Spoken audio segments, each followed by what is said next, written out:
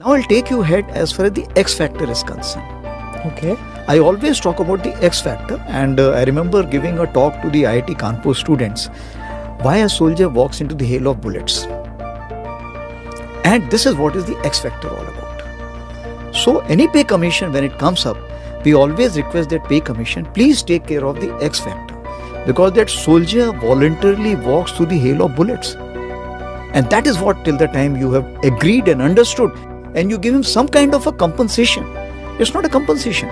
It is the national recognition of the nation towards the sacrifice of the soldier, which he is ready to do from day one.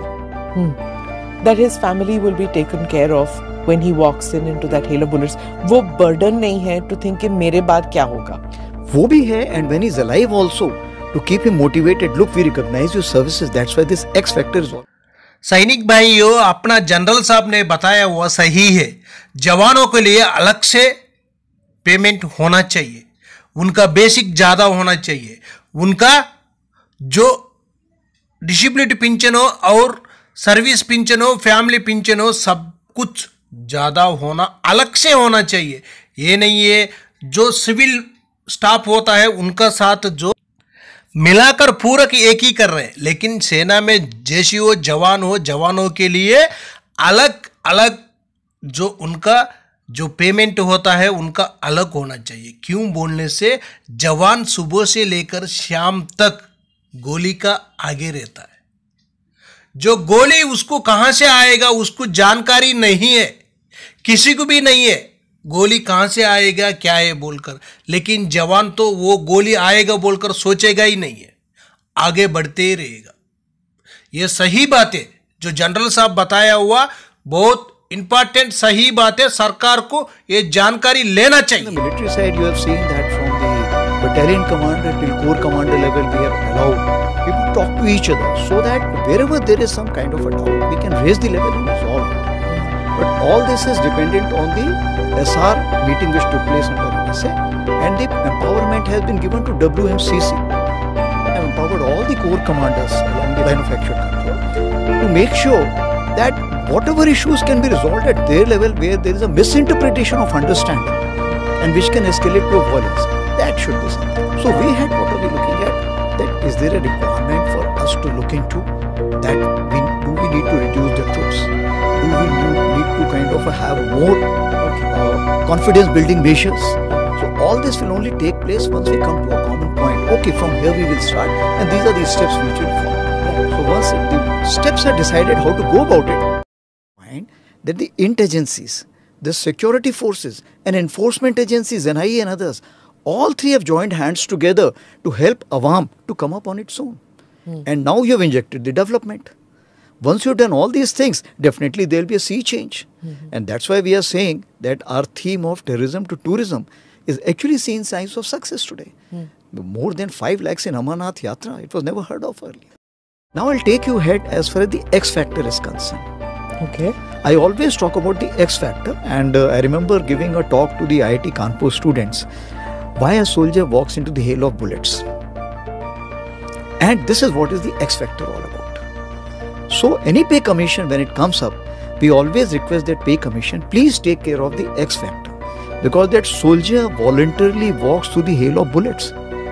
And that is what, till the time you have agreed and understood, and you give him some kind of a compensation. It's not a compensation.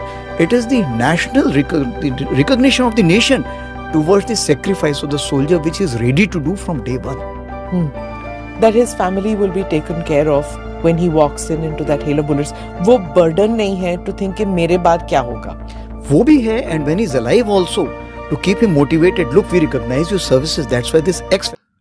जो JCO जवानों के लिए इसी तरह OROP तो दे दिया, एक ही rank है, लेकिन इनका बेसिक में अलग अलग दे दिया।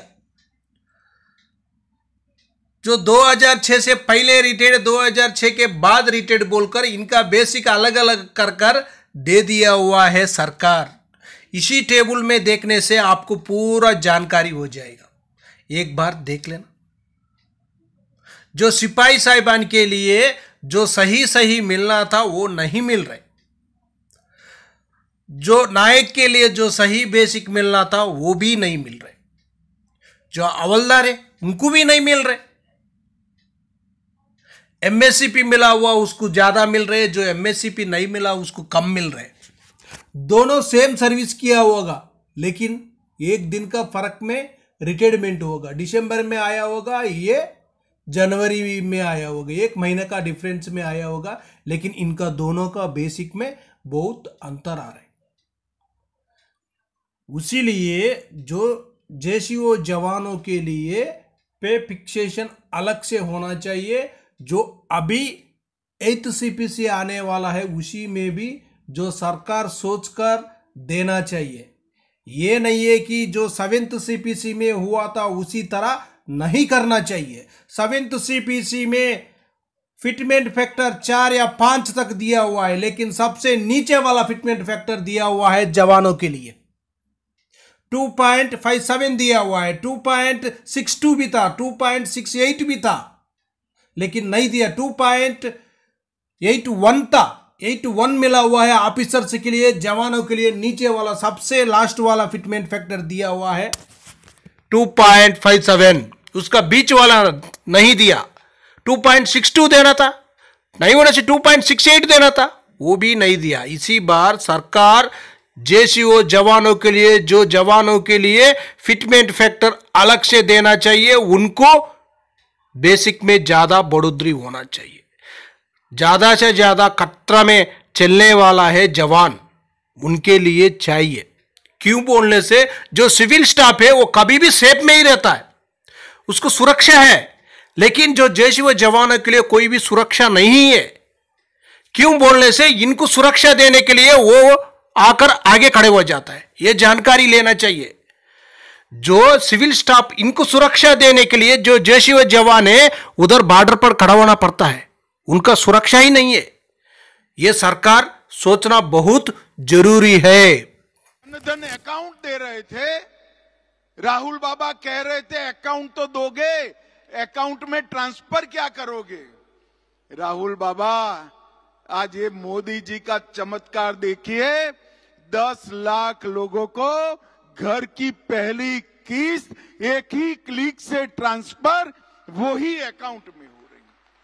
भाइयों बहनों, 20 लाख लोगों को एक साथ घर देने का कार्यक्रम, जब देवेंद्र जी का फोन आया मेरे रोंगटे खड़े हो गए।